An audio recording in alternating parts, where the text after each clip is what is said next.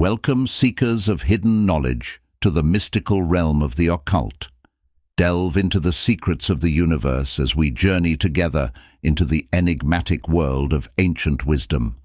Brought to you by your guide through the shadows of enlightenment, Wisdom Rocker. Uncover the mysteries, unlock the power, and journey with us as we explore the hidden depths within the pages of forgotten scrolls and ancient texts. Prepare to embark on a journey beyond the ordinary, where wisdom transcends time and knowledge is your greatest ally. Welcome to Wisdom Rocker. Prepare to awaken your inner sage.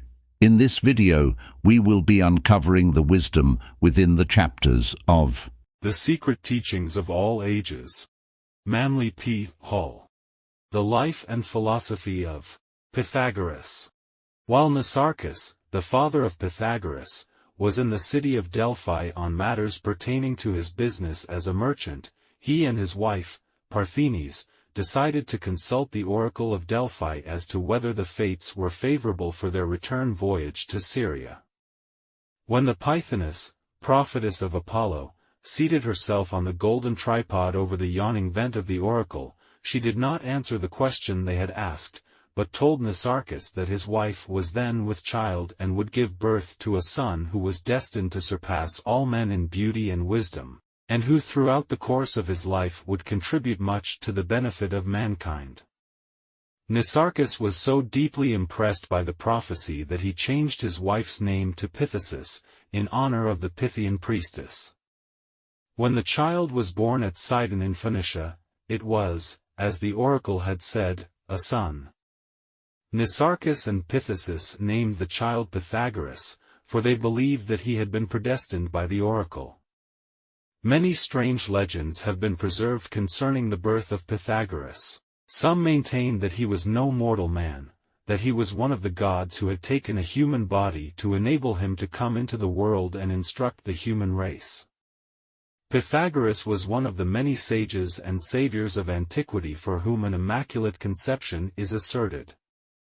In his Anacalypsis, Godfrey Higgins writes, "The first striking circumstance in which the history of Pythagoras agrees with the history of Jesus is, that they were natives of nearly the same country, the former being born at Sidon, the latter at Bethlehem, both in Syria." The father of Pythagoras, as well as the father of Jesus, was prophetically informed that his wife should bring forth a son, who should be a benefactor to mankind. They were both born when their mothers were from home on journeys, Joseph and his wife having gone up to Bethlehem to be taxed, and the father of Pythagoras having traveled from Samos, his residence, to Sidon, about his mercantile concerns. Pythagoras, the mother of Pythagoras, had a connection with an Apolloniacal spectre, or ghost, of the god Apollo, or god's soul. Of course this must have been a holy ghost. And here we have the Holy Ghost, which afterward appeared to her husband, and told him that he must have no connection with his wife during her pregnancy, a story evidently the same as that relating to Joseph and Mary. From these peculiar circumstances, Pythagoras was known by the same title as Jesus, namely, the Son of God, and was supposed by the multitude to be under the influence of divine inspiration. This most famous philosopher was born sometime between 600 and 590 BC, and the length of his life has been estimated at nearly 100 years. The teachings of Pythagoras indicate that he was thoroughly conversant with the precepts of Oriental and Occidental esotericism. He traveled among the Jews and was instructed by the rabbins concerning the secret traditions of Moses, the lawgiver of Israel. Later the school of the Essenes was conducted chiefly for the purpose of interpreting the Pythagorean symbols. Pythagoras was initiated into the Egyptian, Babylonian, and Chaldean mysteries. Although it is believed by some that he was a disciple of Zoroaster, it is doubtful whether his instructor of that name was the god-man now revered by the Parsis. While accounts of his travels differ, historians agree that he visited many countries and studied at the feet of many masters. After having acquired all which it was possible for him to learn of the Greek philosophers and, presumably, become an initiate in the Eleusinian mysteries, he went to Egypt, and after many rebuffs and refusals, finally succeeded in securing initiation in the mysteries of Isis, at the hands of the priests of Thebes. Then this intrepid joiner wended his way into Phoenicia and Syria, where the mysteries of Adonis were conferred upon him, and crossing to the valley of the Euphrates he tarried long enough to become versed in the secret lore of the Chaldeans, who still dwelt in the vicinity of Babylon. Finally, he made his greatest and most historic venture through Media and Persia into Hindustan, where he remained several years as a pupil and initiate of the learned Brahmins of Elephanta and Ellora. See Ancient Freemasonry, by Frank C. Higgins. 32 degrees. The same author adds that the name of Pythagoras is still preserved in the records of the Brahmins as Yavankarya, the Ionian teacher. Pythagoras was said to have been the first man to call himself a philosopher. In fact, the world is indebted to him for the word philosopher. Before that time the wise men had called themselves sages, which was interpreted to mean those who know. Pythagoras was more modest. He coined the word philosopher, which he defined as one who is attempting to find out. After returning from his wanderings, Pythagoras established a school, or as it has been sometimes called, a university, at Crotona, a Dorian colony in southern Italy.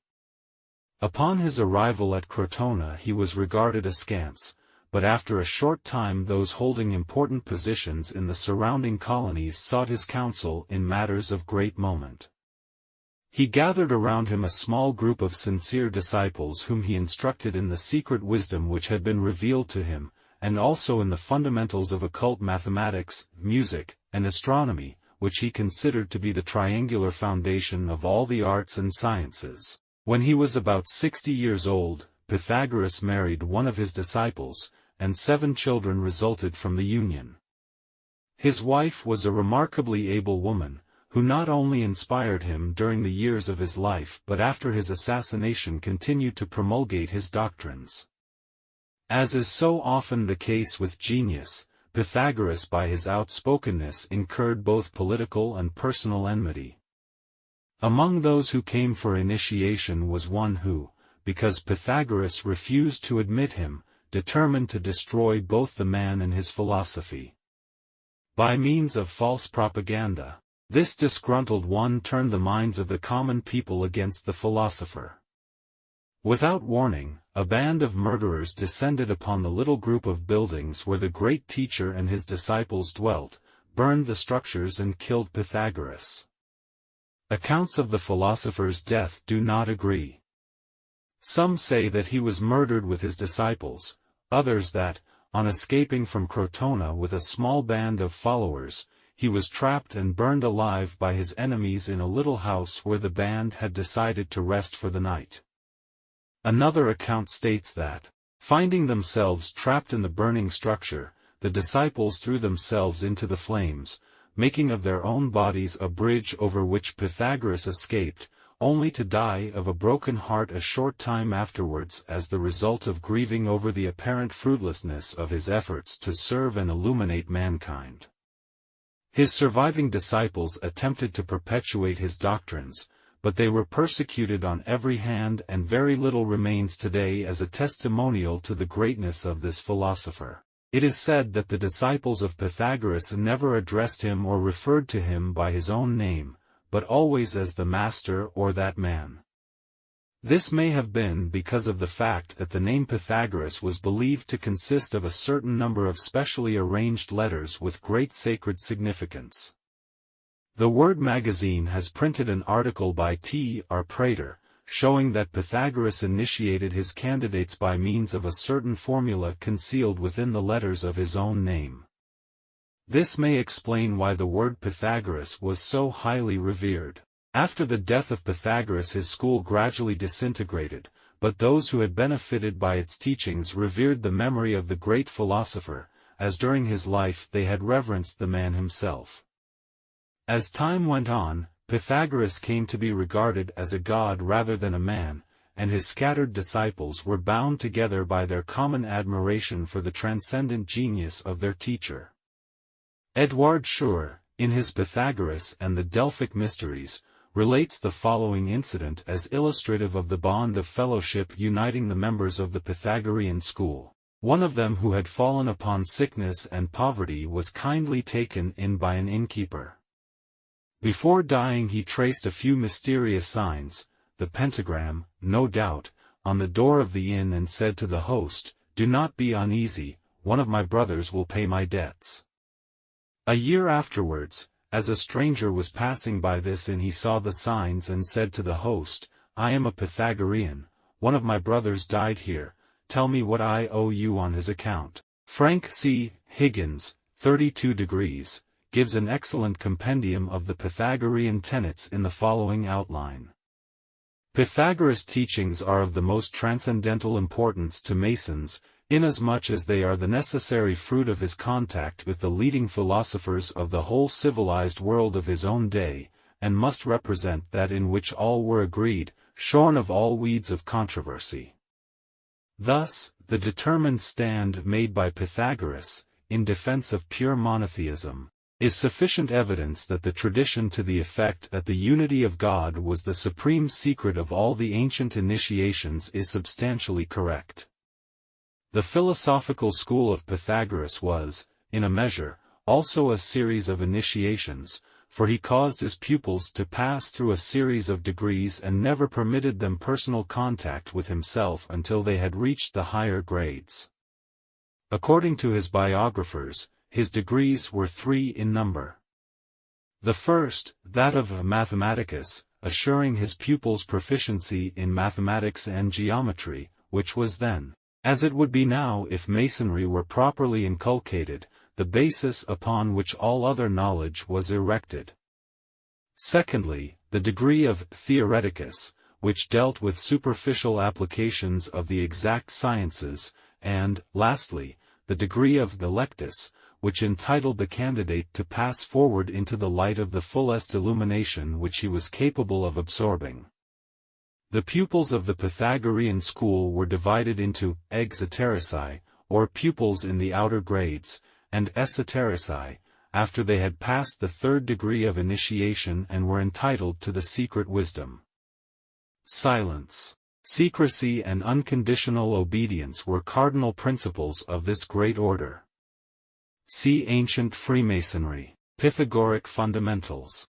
The study of geometry, music, and astronomy was considered essential to a rational understanding of God, man, or nature, and no one could accompany Pythagoras as a disciple who was not thoroughly familiar with these sciences. Many came seeking admission to his school. Each applicant was tested on these 3 subjects, and if found ignorant, was summarily dismissed. Pythagoras was not an extremist. He taught moderation in all things rather than excess in anything, for he believed that an excess of virtue was in itself a vice. One of his favorite statements was, "We must avoid with our utmost endeavor, and amputate with fire and sword, and by all other means, from the body, sickness, from the soul, ignorance, from the belly, luxury, from a city, sedition, from a family, discord, and from all things, excess." Pythagoras also believed that there was no crime equal to that of anarchy. All men know what they want, but few know what they need. Pythagoras warned his disciples that when they prayed they should not pray for themselves, that when they asked things of the gods they should not ask things for themselves, because no man knows what is good for him, and it is for this reason undesirable to ask for things which, if obtained, would only prove to be injurious. The god of Pythagoras was the monad, or the one that is everything. He described God as the supreme mind distributed throughout all parts of the universe, the cause of all things, the intelligence of all things, and the power within all things. He further declared the motion of God to be circular, the body of God to be composed of the substance of light, and the nature of God to be composed of the substance of truth. Pythagoras declared that the eating of meat clouded the reasoning faculties. While he did not condemn its use or totally abstain therefrom himself, he declared that judges should refrain from eating meat before a trial, in order that those who appeared before them might receive the most honest and astute decisions. When Pythagoras decided, as he often did, to retire into the temple of God for an extended period of time to meditate and pray, he took with his supply of specially prepared food and drink. The food consisted of equal parts of the seeds of poppy and sesame, the skin of the sea onion from which the juice had been thoroughly extracted, the flower of daffodil, the leaves of mallows, and a paste of barley and peas. These he compounded together with the addition of wild honey. For a beverage he took the seeds of cucumbers, dried raisins, with seeds removed, the flowers of coriander, the seeds of mallows and purslane, scraped cheese, meal, and cream, mixed together and sweetened with wild honey. Pythagoras claimed that this was the diet of Hercules while wandering in the Libyan desert and was according to the formula given to that hero by the goddess Ceres herself. The favorite method of healing among the Pythagoreans was by the aid of poultices. These people also knew the magic properties of vast numbers of plants. Pythagoras highly esteemed the medicinal properties of the sea onion, and he is said to have written an entire volume on the subject. Such a work, however, is not known at the present time. Pythagoras discovered that music had great therapeutic power and he prepared special harmonies for various diseases. He apparently experimented also with color, attaining considerable success. One of his unique curative processes resulted from his discovery of the healing value of certain verses from the Odyssey and the Iliad of Homer. These he caused to be read to persons suffering from certain ailments. He was opposed to surgery in all its forms and also objected to cauterizing. He would not permit the disfigurement of the human body, for such, in his estimation, was a sacrilege against the dwelling place of the gods. Pythagoras taught that friendship was the truest and nearest perfect of all relationships. He declared that in nature there was a friendship of all for all, of gods for men, of doctrines one for another, of the soul for the body, of the rational part for the irrational part, of philosophy for its theory, of men for one another, of countrymen for one another, that friendship also existed between strangers, between a man and his wife, his children, and his servants. All bonds without friendship were shackles, and there was no virtue in their maintenance. Pythagoras believed that relationships were essentially mental rather than physical, and that a stranger of sympathetic intellect was closer to him than a blood relation whose viewpoint was at variance with his own. Pythagoras defined knowledge as the fruitage of mental accumulation. He believed that it would be obtained in many ways, but principally through observation. Wisdom was the understanding of the source or cause of all things, and this could be secured only by raising the intellect to a point where it intuitively cognized the invisible manifesting outwardly through the visible, and thus became capable of bringing itself en rapport with the spirit of things rather than with their forms. The ultimate source that wisdom could cognize was the monad, the mysterious permanent atom of the Pythagoreans. Pythagoras taught that both man and the universe were made in the image of God, that both being made in the same image, the understanding of one predicated the knowledge of the other. He further taught that there was a constant interplay between the grand man, the universe, and man, the little universe. Pythagoras believed that all the sidereal bodies were alive and that the forms of the planets and stars were merely bodies encasing souls, minds, and spirits in the same manner that the visible human form is but the encasing vehicle for an invisible spiritual organism which is, in reality, the conscious individual. Pythagoras regarded the planets as magnificent deities, worthy of the adoration and respect of man. All these deities, however, he considered subservient to the one first cause within whom they all existed temporarily, as mortality exists in the midst of immortality. The famous Pythagorean upsilon signified the power of choice and was used in the mysteries as emblematic of the forking of the ways. The central stem separated into two parts, one branching to the right and the other to the left. The branch to the right was called divine wisdom and the one to the left earthly wisdom. Youth, personified by the candidate, walking the path of life, symbolized by the central stem of the upsilon, reaches the point where the path divides. The neophyte must then choose whether he will take the left-hand path and, following the dictates of his lower nature, enter upon a span of folly and thoughtlessness which will inevitably result in his undoing, or whether he will take the right-hand road and through integrity, industry, and sincerity ultimately regain union with the immortals in the superior spheres. It is probable that Pythagoras obtained his concept of the upsilon from the Egyptians, who included in certain of their initiatory rituals a scene in which the candidate was confronted by two female figures. One of them, veiled with the white robes of the temple, urged the neophyte to enter into the halls of learning, the other, bedecked with jewels, symbolizing earthly treasures, and bearing in her hands a tray loaded with grapes, emblematic of false light, sought to lure him into the chambers of dissipation. This symbol is still preserved among the tarot cards, where it is called the forking of the ways. The forked stick has been the symbol of life among many nations, and it was placed in the desert to indicate the presence of water. Concerning the theory of transmigration as disseminated by Pythagoras, there are differences of opinion. According to one view, he taught that mortals who during their earthly existence had by their actions become like certain animals, returned to earth again in the form of the beasts which they had grown to resemble. Thus, a timid person would return in the form of a rabbit or a deer, a cruel person in the form of a wolf or other ferocious animal, and a cunning person in the guise of a fox. This concept, however, does not fit into the general Pythagorean scheme, and it is far more likely that it was given in an allegorical rather than a literal sense. It was intended to convey the idea that human beings become bestial when they allow themselves to be dominated by their own lower desires and destructive tendencies.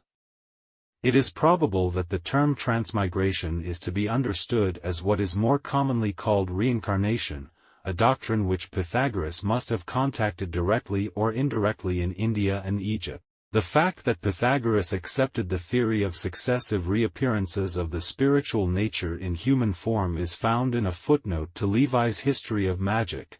He was an important champion of what used to be called the doctrine of metempsychosis, understood as the soul's transmigration into successive bodies.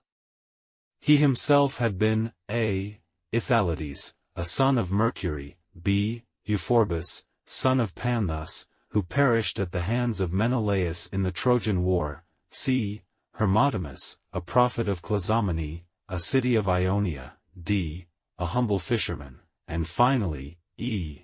the philosopher of Samos. Pythagoras also taught that each species of creatures had what he termed a seal, given to it by God, and that the physical form of each was the impression of this seal upon the wax of physical substance.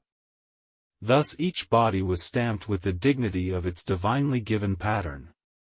Pythagoras believed that ultimately man would reach a state where he would cast off his gross nature and function in a body of spiritualized ether which would be in juxtaposition to his physical form at all times and which might be the eighth sphere, or Antichthon. From this he would ascend into the realm of the immortals, where by divine birthright he belonged. Pythagoras taught that everything in nature was divisible into three parts and that no one could become truly wise who did not view every problem as being diagrammatically triangular.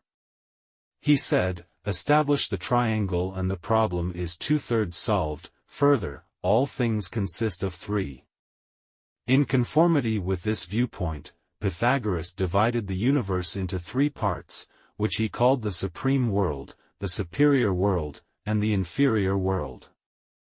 The highest, or supreme world, was a subtle, interpenetrative spiritual essence pervading all things and therefore the true plane of the supreme deity itself, the deity being in every sense omnipresent, omniactive, omnipotent, and omniscient. Both of the lower worlds existed within the nature of this supreme sphere. The superior world was the home of the immortals. It was also the dwelling place of the archetypes, or the seals.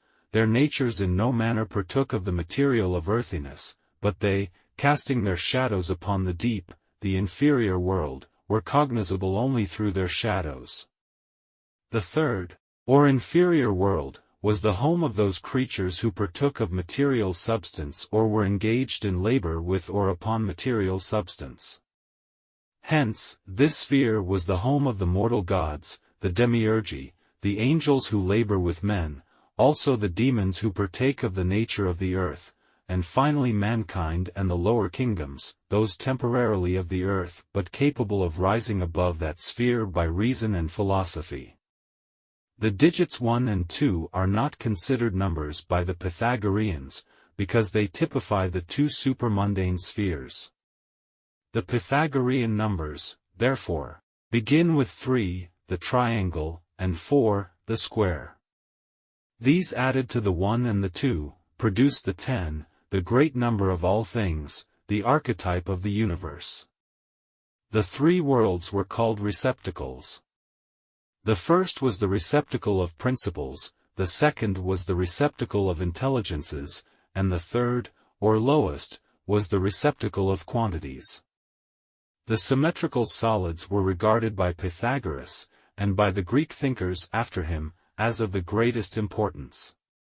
To be perfectly symmetrical or regular, a solid must have an equal number of faces meeting at each of its angles, and these faces must be equal regular polygons, i.e., figures whose sides and angles are all equal.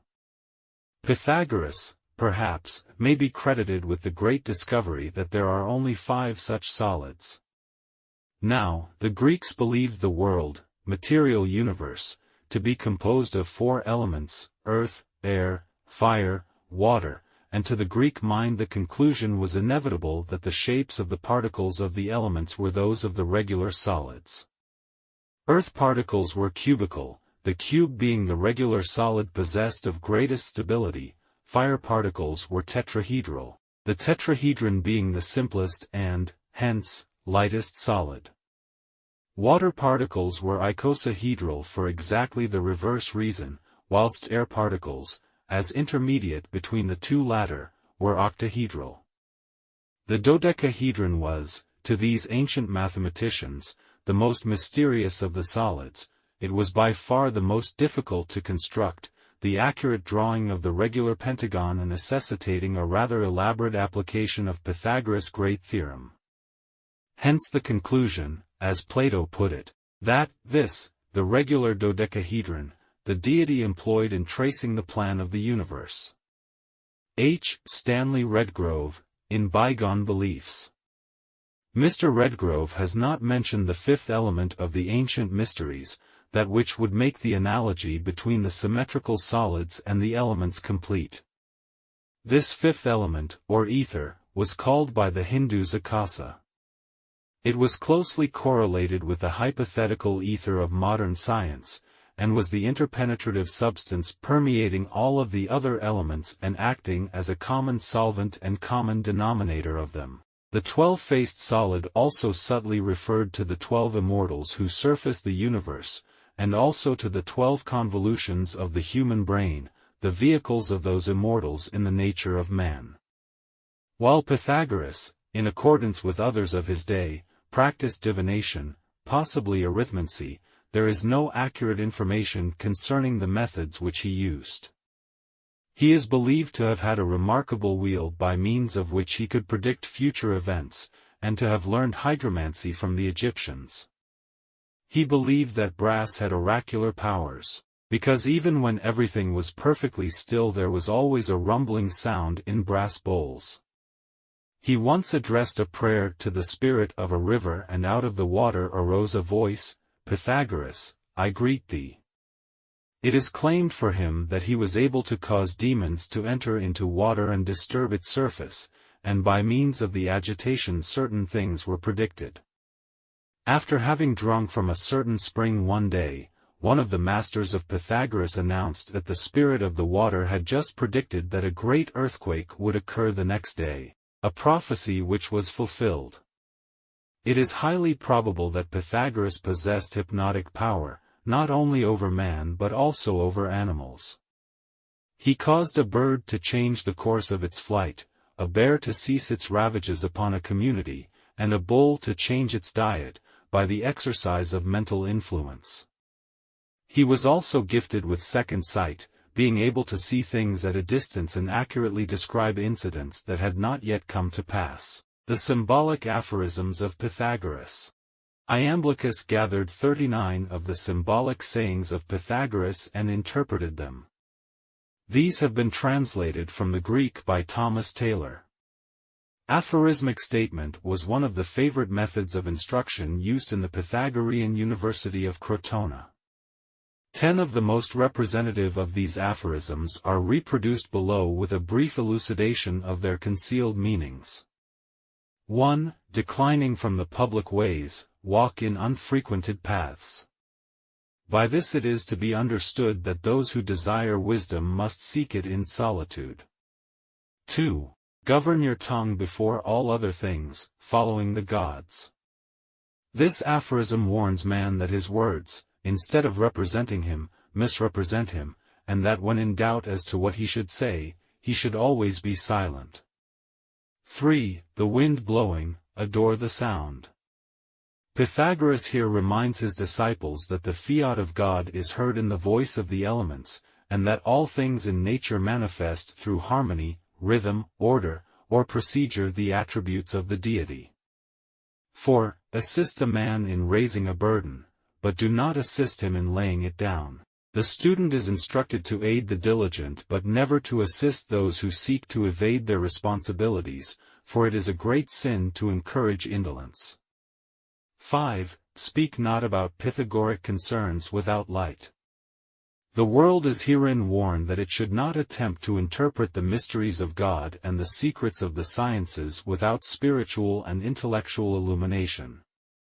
6. Having departed from your house, turn not back, for the Furies will be your attendants.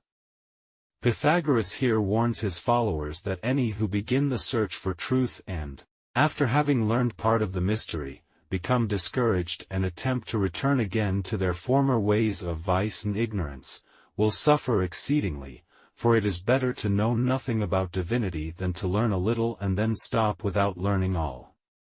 7. Nourish a cock, but sacrifice it not, for it is sacred to the sun and moon. 2 great lessons are concealed in this aphorism. The first is a warning against the sacrifice of living things to the gods, because life is sacred and man should not destroy it even as an offering to the deity. The second warns man that the human body here referred to as a cock is sacred to the sun, God, and the moon, nature, and should be guarded and preserved as man's most precious medium of expression. Pythagoras also warned his disciples against suicide. 8. Receive not a swallow into your house. This warns the seeker after truth not to allow drifting thoughts to come into his mind nor shiftless persons to enter into his life. He must ever surround himself with rationally inspired thinkers and with conscientious workers. 9. Offer not your right hand easily to anyone. This warns the disciple to keep his own counsel and not offer wisdom and knowledge, his right hand, to such as are incapable of appreciating them. The hand here represents truth, which raises those who have fallen because of ignorance, but as many of the unregenerate do not desire wisdom, they will cut off the hand that is extended in kindness to them. Time alone can effect the redemption of the ignorant masses. 10. When rising from the bedclothes, roll them together, and obliterate the impression of the body. Pythagoras directed his disciples who had awakened from the sleep of ignorance into the waking state of intelligence to eliminate from their recollection all memory of their former spiritual darkness, for a wise man in passing leaves no ephorm behind him which others less intelligent, seeing, shall use as a mold for the casting of idols. The most famous of the Pythagorean fragments are the golden verses, ascribed to Pythagoras himself, but concerning whose authorship there is an element of doubt. The Golden Verses contain a brief summary of the entire system of philosophy forming the basis of the educational doctrines of Crotona, or, as it is more commonly known, the Italic school. These verses open by counseling the reader to love God, venerate the great heroes, and respect the demons and elemental inhabitants. They then urge man to think carefully and industriously concerning his daily life, and to prefer the treasures of the mind and soul to accumulations of earthly goods. The verses also promise man that if he will rise above his lower material nature and cultivate self-control, he will ultimately be acceptable in the sight of the gods, be reunited with them, and partake of their immortality. It is rather significant to note that Plato paid a great price for some of the manuscripts of Pythagoras which had been saved from the destruction of Crotona. See Historia Deorum Fatidicorum, Geneva, 1675, Pythagorean Astronomy. According to Pythagoras, the position of each body in the universe was determined by the essential dignity of that body. The popular concept of his day was that the Earth occupied the center of the solar system, that the planets, including the Sun and Moon, moved about the Earth, and that the Earth itself was flat and square. Contrary to this concept, and regardless of criticism, Pythagoras declared that fire was the most important of all the elements, that the center was the most important part of every body, and that, just as Vesta's fire was in the midst of every home, so in the midst of the universe was a flaming sphere of celestial radiance. This central globe he called the Tower of Jupiter, the globe of unity, the grand monad, and the altar of Vesta. As the sacred number 10 symbolized the sum of all parts and the completeness of all things, it was only natural for Pythagoras to divide the universe into 10 spheres, symbolized by 10 concentric circles. These circles began at the center with the globe of divine fire, then came the 7 planets, the Earth, and another mysterious planet, called Antichthon, which was never visible. Opinions differ as to the nature of Antichthon. Clement of Alexandria believed that it represented the mass of the heavens, others held the opinion that it was the moon. More probably it was the mysterious 8th sphere of the ancients, the dark planet which moved in the same orbit as the Earth but which was always concealed from the Earth by the body of the Sun, being in exact opposition to the Earth at all times. Is this the mysterious Lilith concerning which astrologers have speculated so long? Isaac Meyer has stated, the Pythagoreans held that each star was a world having its own atmosphere, with an immense extent surrounding it, of ether. See the Kabbalah. The disciples of Pythagoras also highly revered the planet Venus, because it was the only planet bright enough to cast a shadow. As the morning star, Venus is visible before sunrise, and as the evening star it shines forth immediately after sunset. Because of these qualities, a number of names have been given to it by the ancients. Being visible in the sky at sunset, it was called Vesper, and as it arose before the sun, it was called the false light, the star of the morning, or Lucifer, which means the light-bearer. Because of this relation to the sun, the planet was also referred to as Venus, Astarte, Aphrodite, Isis, and the mother of the gods. It is possible that, at some seasons of the year in certain latitudes, the fact that Venus was a crescent could be detected without the aid of a telescope. This would account for the crescent which is often seen in connection with the goddesses of antiquity, the stories of which do not agree with the phases of the moon. The accurate knowledge which Pythagoras possessed concerning astronomy he undoubtedly secured in the Egyptian temples, for their priests understood the true relationship of the heavenly bodies many thousands of years before that knowledge was revealed to the uninitiated world. The fact that the knowledge he acquired in the temples enabled him to make assertions requiring 2,000 years to check proves why Plato and Aristotle so highly esteemed the profundity of the ancient mysteries. In the midst of comparative scientific ignorance, and without the aid of any modern instruments, The priest-philosophers had discovered the true fundamentals of universal dynamics. An interesting application of the Pythagorean doctrine of geometric solids as expounded by Plato is found in the canon. Nearly all the old philosophers, says its anonymous author, devised an harmonic theory with respect to the universe, and the practice continued till the old mode of philosophizing died out.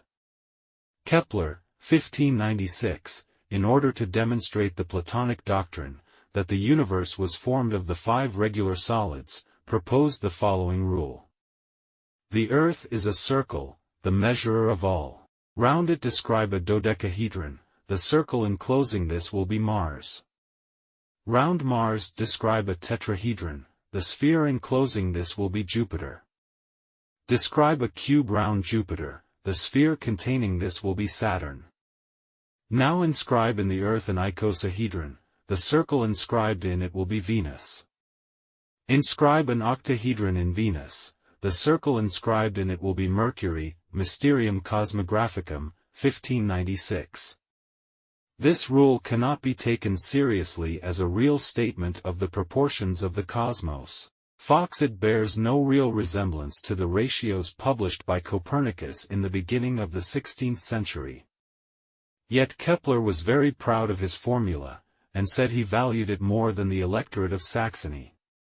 It was also approved by those 2 eminent authorities, Tycho and Galileo, who evidently understood it. Kepler himself never gives the least hint of how his precious rule is to be interpreted. Platonic astronomy was not concerned with the material constitution or arrangement of the heavenly bodies, but considered the stars and planets primarily as focal points of divine intelligence. Physical astronomy was regarded as the science of shadows, philosophical astronomy the science of realities.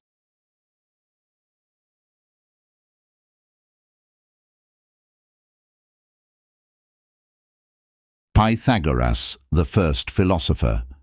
From Historia, Deorum Fatidicorum. During his youth, Pythagoras was a disciple of Pherecydes and Hermodamus, and while in his teens became renowned for the clarity of his philosophic concepts. In height he exceeded 6 feet. His body was as perfectly formed as that of Apollo. Pythagoras was the personification of majesty and power, and in his presence felt humble and afraid. As he grew older, his physical power increased rather than waned, so that as he approached the century mark, he was actually in the prime of life. The influence of this great soul over those about him was such that a word of praise from Pythagoras filled his disciples with ecstasy, while one committed suicide because the master became momentarily irritated over something he had done. Pythagoras was so impressed by this tragedy that he never again spoke unkeenly to or about anione. The symmetrical geometric solids. To the 5 symmetrical solids of the ancients is added the sphere, 1, the most perfect of all created forms. The 5 Pythagorean solids are the tetrahedron, 2, with 4 equilateral triangles as faces, the cube, 3, with 6 squares as faces, the octahedron, 4, with 8 equilateral triangles as faces, the icosahedron, 5, with 20 equilateral triangles as faces, and the dodecahedron, 6, with 12 regular pentagons as faces. P. 67. Number related to form. Pythagoras taught that the dot symbolized the power of the number 1, the line the power of the number 2, the surface the power of the number 3, and the solid the power of the number 4. The tetractys. Theon of Smyrna declares that the 10 dots, or tetractys of Pythagoras, was a symbol of the greatest importance, for to the discerning mind it revealed the mystery of universal nature. The Pythagoreans bound themselves by the following oath: by him who gave to our soul the tetractys, which hath the fountain and root of ever-springing nature, the cube and the star. By connecting the 10 dots of the tetractys, 9 triangles are formed. 6 of these are involved in the forming of the cube. The same triangles, when lines are properly drawn between them, also reveal the 6-pointed star with a dot in the center. Only 7 dots are used in forming the cube and the star. Kabbalistically, the 3 unused corner dots represent the threefold, invisible causal nature of the universe, while the 7 dots involved in the cube and the star are the Elohim, the spirits of the 7 creative periods. The Sabbath, or 7th day, is the central dot.